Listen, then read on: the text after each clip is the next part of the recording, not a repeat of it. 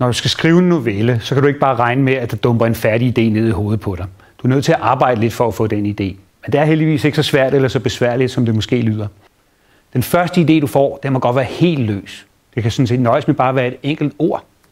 Det kan være hvad som helst. Det kan være noget, du har oplevet, noget, du har set, noget, du har læst. Måske har du set en overkørt skovsnegl på vej i skole på cykelstien. Måske har du været oppe ved tavlen uden at kunne dine ting. Måske har du glemt din madpakke. Måske bruger du al din fritid på at game. Det kan sådan set være hvad som helst. Du skal bare vælge et eller andet. Lad os nu sige, at man vælger ideen med en overkørt skovsnegl. Så sidder du der med din computer og skal til at skrive og tænker, overkørt skovsnegl, det er jo ikke nogen idé. Hvad kan jeg skrive om det? Og det er så her tricket kommer. Du skal nemlig få en idé til din idé. Idéer er nemlig meget nemmere, hvis man deler dem op i 2.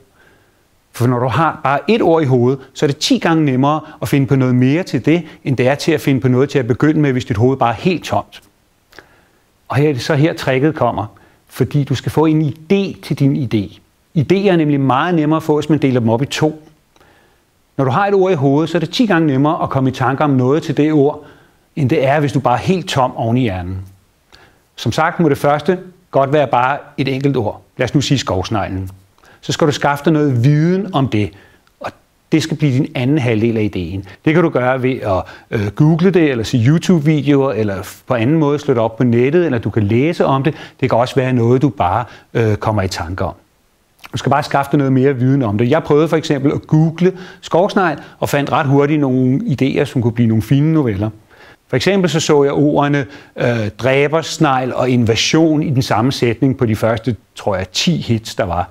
Okay, hvad med en historie om gigantiske dræbersnegle, der invaderer jorden, og din hovedperson bliver nødt til at flygte på cykel? Jeg så også, at man brugte gift fra nogle havsnegle til at lave medicin af.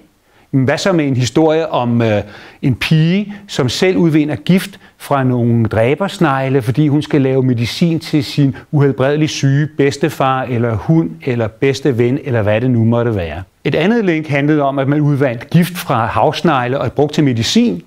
Hvad så med en historie om en pige, der selv udvikler gift af dræbersnegle for at få lavet medicin til sin uhelbredelige bedstefar, eller hund, eller ondulat, eller bedste ven?